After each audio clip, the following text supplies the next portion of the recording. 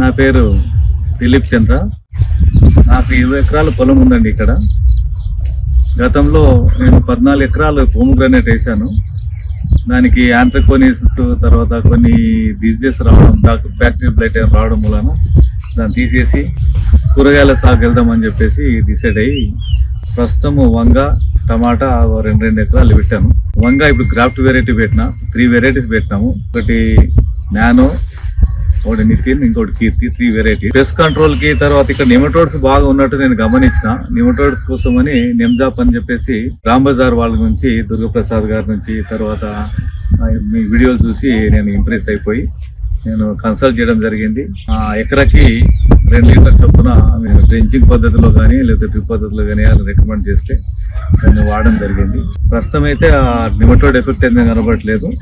పూత కాత అయితే మంచిగానే కనపడుతుంది. ఇంతకుముందు కూడా గ్రోఫిట్ కానీ తర్వాత నిమ్జాప్ కూడా వాడినా